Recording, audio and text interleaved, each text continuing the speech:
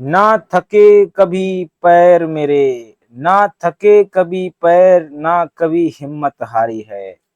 ना थके कभी पैर, ना कभी हिम्मत हारी है। जज्बा है परिवर्तन का जिंदगी में, इसलिए सफर जारी है। हेलो नमस्कार दोस्तों, स्वागत है अपने यूट्यूब के चैनल एग्जाम पनेसिया में। मैं आप सभी का बहुत बहुत स्वागत करता हूं। तो दोस्तों, एनसी घटना चक्र की सीरीज में आज का टॉपिक दोस्तों है भारतीय मानक समय। तो देरी ना करते हुए दोस्तों स्टार्ट करते हैं भारतीय मानक समय। तो देखते हैं दोस्तों,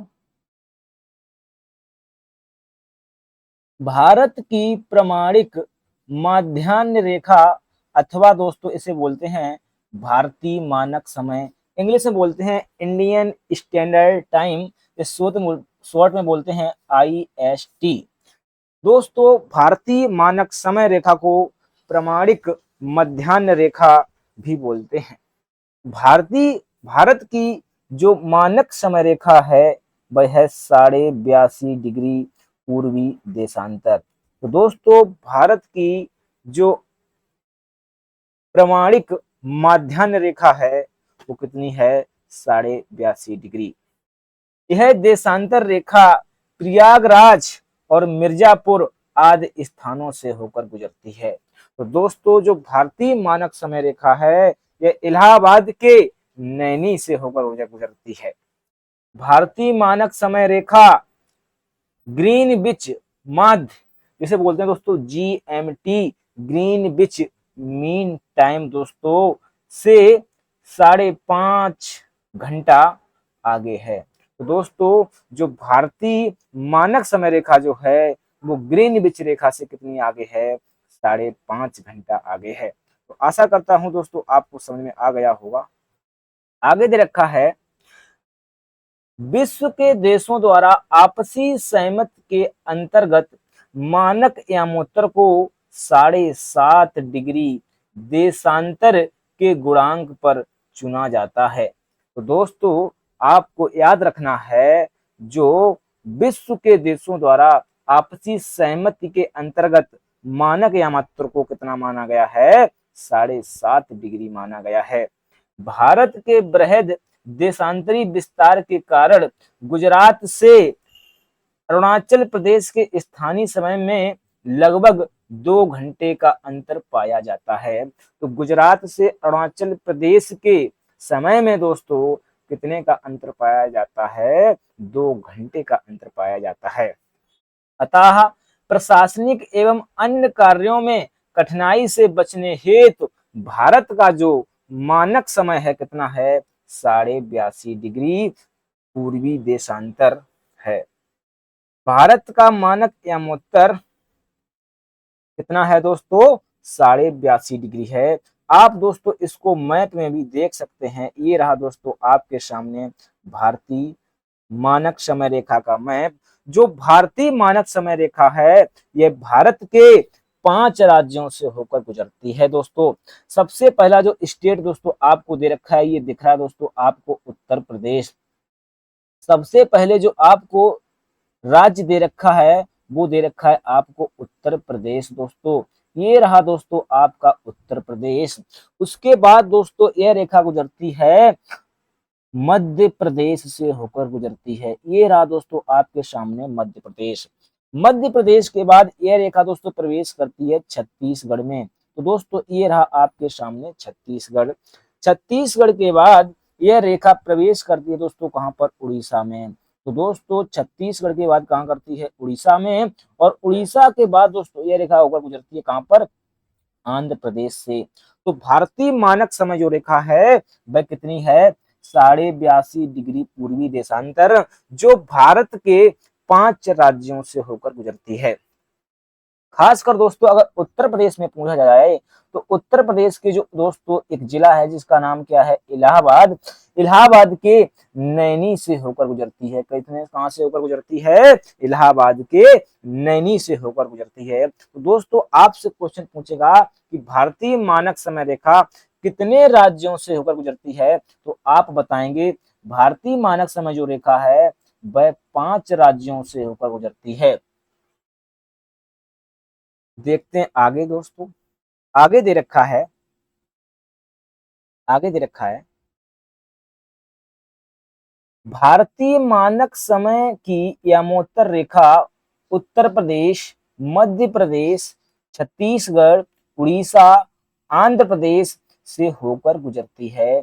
जैसा कि हमने आपको अभी मैप में दिखाया था कि भारतीय मानक समय जो रेखा है वह भारत के कुल 5 राज्यों से होकर गुजरती है। वो कौन कौन से राज्य हैं? उत्तर प्रदेश, मध्य प्रदेश, छत्तीसगढ़, उड़ीसा, आंध्र प्रदेश। इन 5 राज्यों से होकर भारतीय मानक समय रेखा होकर गुजरती है। प्रधान यामोत्तर, जिसे दोस्तों ग्रीनविच मीन टाइम रेखा भी बोलते हैं, 0 डिग्री देशांतर भी इसे बोलते हैं। पूरब एवं पश्चिम दोनों ओर 180 डिग्री देशांतर रेखाएं होती हैं।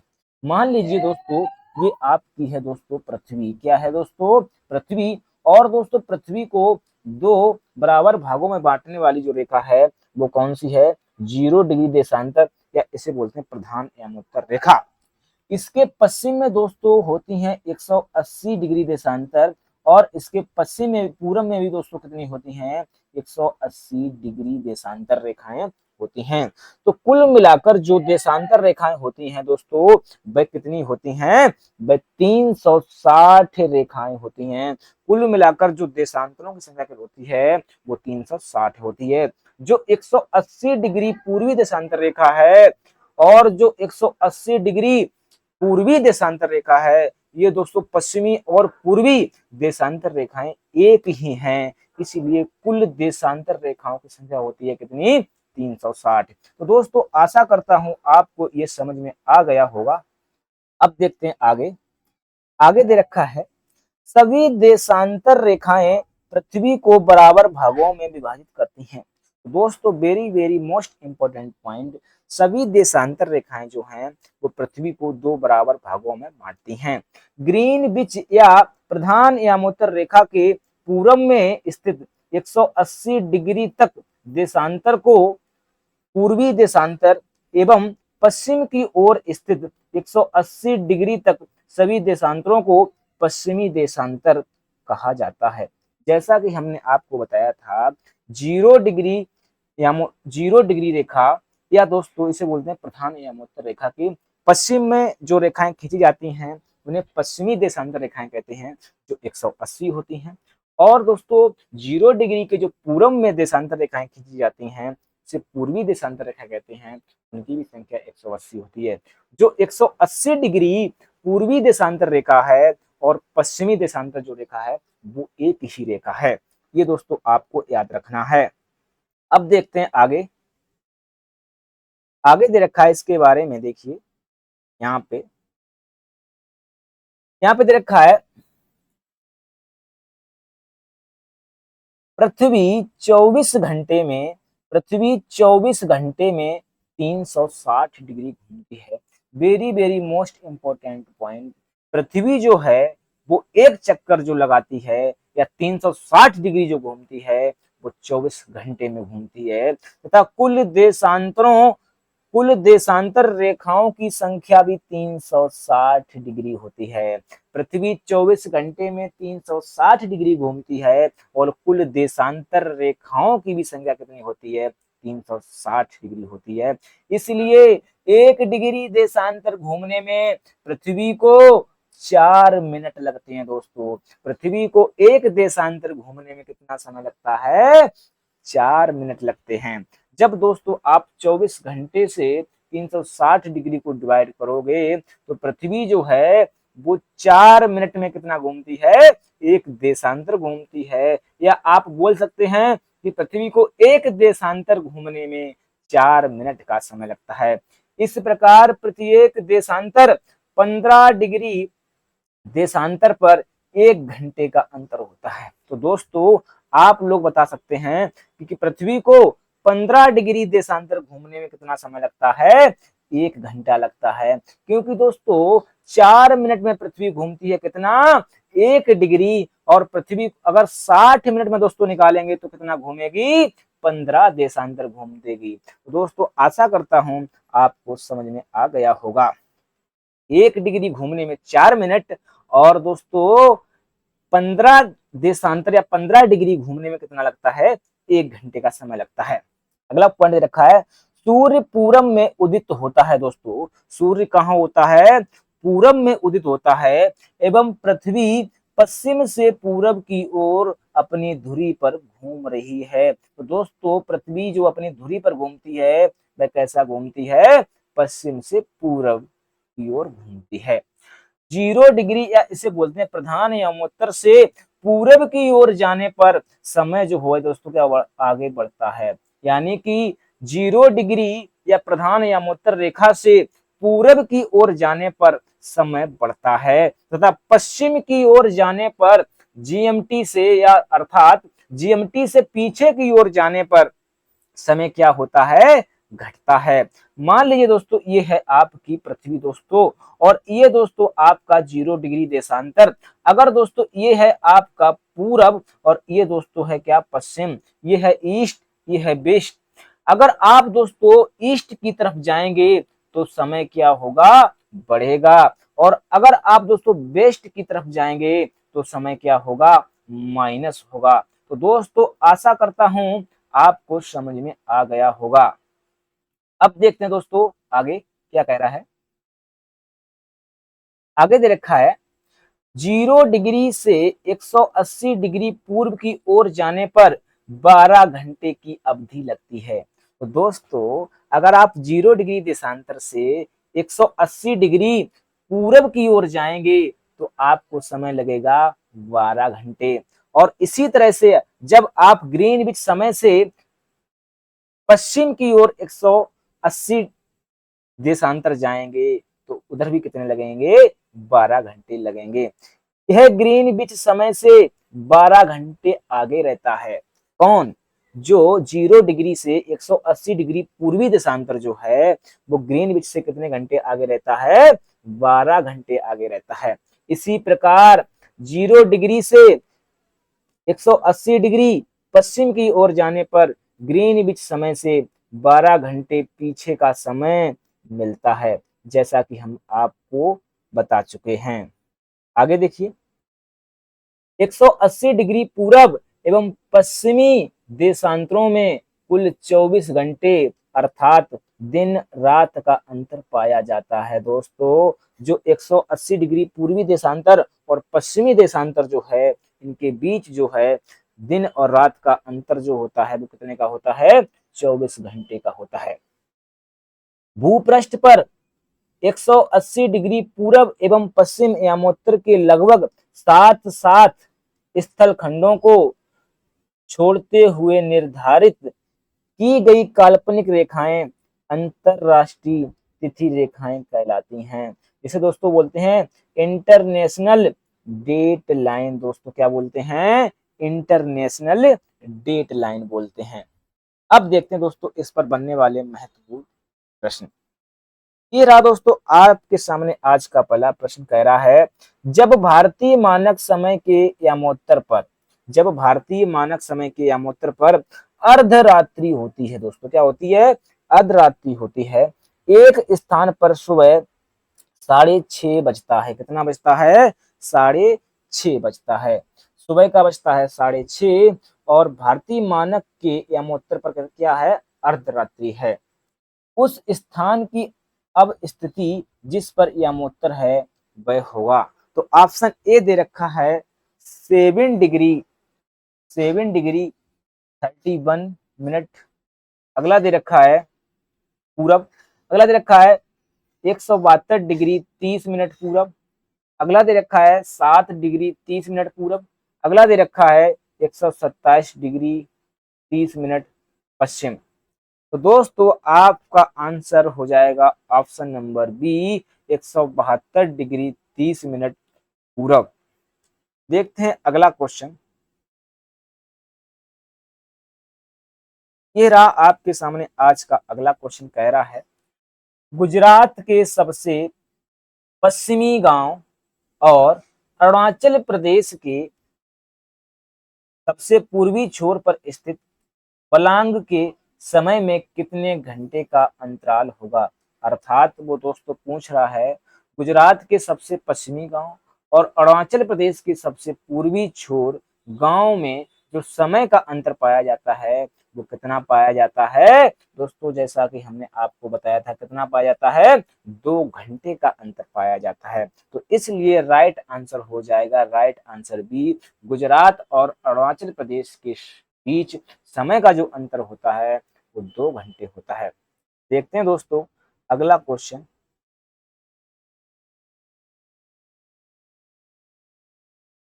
अगला क्वेश्चन ये रहा दोस्तों आपके सामने, आज का अगला क्वेश्चन थोड़ा छोटा कर दें। ये रहा अगला क्वेश्चन, निम्न कथनों पर विचार कीजिए। क्वेश्चन क्या है, निम्न कथनों पर विचार कीजिए। ऑप्शन ए कह रहा है जबलपुर की देशांतर रेखा इंदौर व भोपाल की देशांतर रेखा के बीच है। कह रहा है जबलपुर की देशांतर रेखा जो है वो इंदौर और भोपाल की देशांतर रेखाओं के बीच में है, जो कि दोस्तों क्या है, बिल्कुल गलत है। अगला दे रखा है औरंगाबाद का अक्षांश बड़ोदरा व पुणे के अक्षांशों के बीच है। दोस्तों ये ऑप्शन क्या है, बिल्कुल सही है। औरंगाबाद का जो अक्षांश है वो बड़ोदरा और पुणे के अक्षांशों के बीच में ही पड़ता है। अगला दे रखा है बंगलौर की स्थिति चेन्नई की तुलना में अधिक दक्षिणावर्ती है। तो ये भी दोस्तों क्या है, बिल्कुल सही है। अब देखते हैं क्या कह रहा है, निम्न में से कौन से कथन सही हैं। तो दोस्तों 2 और 3 किस्में हैं, ये सी में दे हैं दोस्तों, इसलिए राइट आंसर हो जाएगा राइट आंसर इज द सी। देखते हैं आज का अगला क्वेश्चन। तो दोस्तों आप इन देशांतरों की लोकेशन आप याद कर सकते हैं, आप कॉपी में भी नोट कर सकते हैं। देखते हैं आज का अगला क्वेश्चन कह रहा है निम्नलिखित में से कौन सा शहर भारतीय मानक समय रेखा की निकटतम है। कह रहा है इनमें से कौन सा शहर भारतीय मानक समय रेखा के सबसे निकटतम है।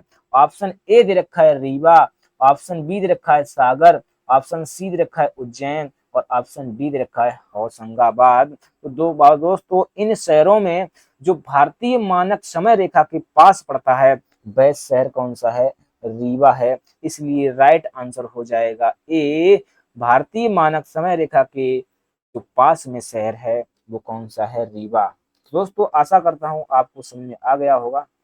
देखते हैं आज का अगला क्वेश्चन। ये रहा आपके सामने आज का अगला क्वेश्चन, क्वेश्चन नंबर 5 ये रहा आपके सामने। क्वेश्चन नंबर 5 कह रहा है यदि भारतीय मानक समय के अनुसार पूर्वाह्न के 10 बजे 92 डिग्री पूर्वी देशांतर पर शिलांग का स्थानीय समय क्या होगा। तो दोस्तों वो कह रहा है यदि भारतीय मानक समय के अनुसार पूर्वाह्न के 10 बजे 92 डिग्री पूर्वी देशांतर पर शिलांग का स्थानीय समय क्या होगा। दोस्तों आपको पता है भारतीय मानक समय जो है वो कितना है, 82.5 डिग्री है। कितना है, 82.5 डिग्री है। और वो कह रहा है 92 डिग्री, तो 82.5 और 92 डिग्री के बीच का जो डिफरेंस है वह कितना आएगा। तो आप बताएंगे कितना आएगा। 90 में से पहले घटाएंगे दोस्तों 82, तो कितना बचेगा, 90 में 2 में से घटाएंगे 82 तो कितना बचेगा 10, और 10 में से दोस्तों घटाएंगे आधा तो कितना बचेगा 9.5 डिग्री। कितना बचेगा 9.5 डिग्री। दोस्तों इस तरह से भी लिख सकते हैं, और आप अगर इसे लिखना चाहो तो दोस्तों इस तरह से भी लिख सकते हो। कैसे लिखोगे, इस तरह से लिख सकते हो, इस तरह से लिख सकते हो 9.5 डिग्री। अब आपको पता है पृथ्वी जो है वो एक देशांतर कितने मिनट में घूमती है, 4 मिनट में घूमती है। तो 9.5 डिग्री में कितना टाइम लगेगा, तो कैसे करोगे 9 मल्टीपल 4 प्लस दोस्तों कर देंगे 4 × 1/2, तो इससे करेंगे 2 × 2 = 4, 9 × 4 कितने होते हैं 36, और +2 कितना हो जाएगा 38 मिनट। तो दोस्तों उसमें क्वेश्चन के अनुसार यहाँ पर बजे थे कितने, पूर्वाह्न के 10 बजे थे। और दोस्तों 92 डिग्री पूर्वी देशांतर पर जो शिलांग का टाइम होगा वो कितना होगा, 10:38 पूर्वाह्न होगा। तो दोस्तों क्वेश्चन के अनुसार जो राइट आंसर होगा, right answer is the B, 10:38 हो जाएंगे। कहां पर? शिलोंग पर। दोस्तों आशा करता हूं आपको समझ में आ गया होगा। आज का ये है अगला क्वेश्चन, कह रहा है भारतीय मानक समय यामोत्तर पर माध्यान्ह है, तो 120 डिग्री पूर्वी देशांतर पर स्थानीय समय क्या होगा? कह रहा है यदि भारतीय मानक समय यामोत्तर पर मध्यान्ह है तो 120 डिग्री पूर्वी देशांतर का स्थानीय समय क्या होगा? तो दोस्तों उसी तरह से जैसा आपको पता है भारतीय मानक समय जो है वो कितना है, 82.5 डिग्री है, और वो कह रहा है कितना, 120 डिग्री। तो इसे 120 में से क्या कर देंगे, माइनस कर देंगे।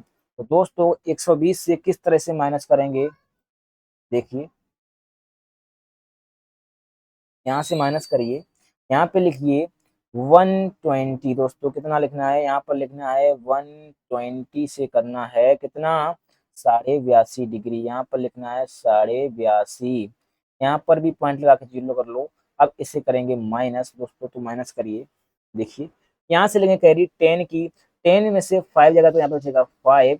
अब यहाँ पे बचेंगे कितने दोस्तों, 9, और 9 से 2 जाएगा तो कितना बचेगा, 7 बचेगा। अब यहाँ पे बचेगा कितना दोस्तों, यहाँ पे बचेगा 1, यानी कि हो जाएंगे 11, और 11 से 8 जाएंगे तो कितना बचेगा,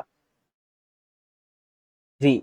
तो दोस्तों आपका कितना अंतर आएगा, 37.5 डिग्री। कितना आएगा दोस्तों, 37.5 डिग्री। अब आपको पता है पृथ्वी जो 1 मिनट में कितना, सॉरी 4 मिनट में कितना घूमती है, 1 डिग्री। तो इसको कर लेंगे सोल्व। यहाँ पे लिखेंगे 37 मल्टीपल 4 प्लस, यहाँ पे लिखेंगे 4 इंटू 1/2। तो यहाँ से करेंगे 2 2 जा 4, यहाँ से मैं कर दो मल्टीपल, 7 4 जा कितने होते हैं, 28, और 4 3 जा कितने होते हैं, 12, और 12 और 2 कैरी कितना हो जाएगा, 14, और प्लस 2 कितने हो जाएंगे, 150 मिनट हो जाएंगे। कितने हो जाएंगे, 150 मिनट हो जाएंगे। अब जब दोस्तों इसको बदलेंगे घंटे में तो कितना आएगा, 2 घंटा 30 मिनट। कितना आएगा, 2 घंटा 30 मिनट। और दोस्तों मध्याह्न का मतलब होता है 12। कितने होते हैं, 12। तो यहाँ पे कितना हो जाएगा, 12 में 2 जोड़े कितना हो जाएगा, 14। कितना हो जाएगा, 14, यानी कि 14 बजकर कितने हो जाएंगे, 30 मिनट का समय होगा। आशा करता हूं आप सभी को ये कुछ समझ में आ गया होगा। देखते हैं आज का अगला क्वेश्चन, ये रहा आपके सामने। कह रहा है भारतीय मानक समय की यामोत्तर नहीं गुजरती है। यानी कि दोस्तों आपको हमने बताया था जो भारतीय मानक समय रेखा है वह कितने राज्यों से होकर गुजरती है, वह 5 राज्यों से होकर गुजरती है। तो वो कह रहा है इसमें से कौन सा राज्य है जिससे भारतीय मानक समय रेखा होकर नहीं गुजरती है। ऑप्शन ए दे रखा है आंध्र प्रदेश, ऑप्शन बी दे रखा है छत्तीसगढ़, और ऑप्शन सी दे रखा है महाराष्ट्र, और ऑप्शन डी दे रखा है उत्तर प्रदेश। तो दोस्तों भारतीय मानक समय जो रेखा है वह महाराष्ट्र से होकर नहीं गुजरती है, इसलिए राइट आंसर हो जाएगा, राइट आंसर इज द सी, महाराष्ट्र से भारतीय मानक समय रेखा होकर नहीं गुजरती है। तो वो कौन कौन से राज्य हैं जिनसे भारतीय मानक समय रेखा होकर गुजरती है, वो नीचे दे रखे हैं, उत्तर प्रदेश, मध्य प्रदेश, छत्तीसगढ़, उड़ीसा और आंध्र प्रदेश से होकर भारतीय मानक समय रेखा होकर गुजरती है। यह महाराष्ट्र से नहीं गुजरती है, तेलंगाना से भी नहीं गुजरती है, जैसा कि हमने आपको बता रखा है। तो आशा करता हूं आपको ये क्वेश्चन समझ में आ गया होगा। ऑप्शन देखो, अगला क्वेश्चन देखिए, भारतीय मानक समय की देशांतर रेखा 82.5 डिग्री किस नगर से होकर गुजरती है। तो कह रहा है कि जो भारतीय मानक समय रेखा है वो किस शहर से होकर गुजरती है। ऑप्शन ए दे रखा है नागपुर, ऑप्शन बी दे रखा है दिल्ली, ऑप्शन सी दे रखा है पटना, और ऑप्शन डी दे रखा है इलाहाबाद। दोस्तों हमने आपको बताया था जो भारतीय मानक समय रेखा है वह उत्तर प्रदेश के इलाहाबाद के नैनी से होकर गुजरती है, इसलिए राइट आंसर हो जाएगा, right answer is the D, भारतीय मानक समय जो रेखा है वह इलाहाबाद के नैनी से होकर गुजरती है। अगला क्वेश्चन देखिए रहा आपके सामने, निम्नलिखित देशांतरों में कौन सा भारत की प्रमाणिक माध्यान्ह रेखा कहलाती है। इनमें से कौन सा देशांतर जो है भारत की प्रमाणिक मानक समय रेखा कहलाती है? ऑप्शन ए दे रखा है 87.5 डिग्री पूर्वी देशांतर, अगला दे रखा है 85.5 डिग्री पूर्वी देशांतर, और ऑप्शन सी दे रखा है 84.5 डिग्री पूर्वी देशांतर, और ऑप्शन डी दे रखा है 82.5 डिग्री पूर्वी देशांतर। तो जो भारतीय मानक समय रेखा है वो कितना है? 82.5 डिग्री पूर्वी देशांतर। इसलिए राइट आंसर हो जाएगा, right answer is the D. भारतीय मानक समय जो रेखा है वो कितना है? 82.5 डिग्री पूर्वी देशांतर। क्वेश्चन नंबर 10 ये रहा आपके सामने, कह रहा है भारतीय मानक समय निम्नलिखित स्थानों में से किसके समीप से लिया गया? कह रहा है भारतीय मानक समय जो है वो किसके समीप से लिया गया? ऑप्शन ए दे रखा है इलाहाबाद, ऑप्शन बी दे रखा है लखनऊ, ऑप्शन सी दे रखा है मेरठ, और ऑप्शन डी दे रखा है मुजफ्फरनगर। जैसा कि दोस्तों हमने आपको बताया था, जो भारतीय मानक समय रेखा है वह इलाहाबाद के नैनी से होकर गुजरती है, इसलिए राइट आंसर हो जाएगा, राइट आंसर इज द ए। भारतीय मानक समय जो रेखा है कहां से होकर गुजरती है? इलाहाबाद के नैनी से होकर गुजरती है। अगला क्वेश्चन ये रहा आपके सामने स्क्रीन पर दोस्तों, भारतीय मानक समय एवं ग्रीनविच माध्य समय में अंतर पाया जाता है। भारतीय मानक समय रेखा और ग्रीनविच रेखा के बीच जो अंतर पाया जाता है समय का दोस्तों, कितना पाया जाता है? 5.5 घंटे का पाया जाता है। इसलिए राइट आंसर हो जाएगा, right answer is the B. भारतीय मानक समय रेखा और ग्रीनविच रेखा के बीच कितना अंतर पाया जाता है? 5.5 घंटे का पाया जाता है। अगला क्वेश्चन ये रहा आपके सामने, क्वेश्चन नंबर 12 कह रहा है यदि अरुणाचल प्रदेश के तिरप में सूर्योदय 5 बजे प्रातः होता है, वो कह रहा है यदि अरुणाचल प्रदेश में तिरप में सूर्योदय जो होता है कब होता है? 5 बजे होता है। तो गुजरात के कंडला में सूर्योदय किस समय पर होगा दोस्तों? तो आपको पता है गुजरात और अरुणाचल प्रदेश के बीच समय का अंतर कितना पाया जाता है? 2 घंटे का पाया जाता है। यदि अरुणाचल प्रदेश में दोस्तों सूर्योदय होगा 5 बजे, तो अरुणाचल प्रदेश में होगा 2 घंटे के बाद। तो ऑप्शन ए दे रखा है 5:30 बजे, जो कि क्या हो जाएगा? बिल्कुल गलत। ऑप्शन बी दे रखा है 6 बजे, ये भी क्या हो जाएगा? गलत। अब देखते हैं अगला ऑप्शन दोस्तों, ये रहा आपके सामने अगला ऑप्शन। अगला ऑप्शन ये दे रखा है, अगला ऑप्शन दे रखा है 7 बजे, और अगला ऑप्शन दे रखा है 7:30 बजे। तो दोस्तों अगर अरुणाचल प्रदेश में सूर्योदय होता है कब? 5 बजे, तो गुजरात में जो सूर्योदय होगा वो कब होगा? 7 बजे, यानी कि 2 घंटे के बाद होगा। अरुणाचल प्रदेश में अगर 5 बजे होता है तो गुजरात में कब होगा? 7 बजे होगा।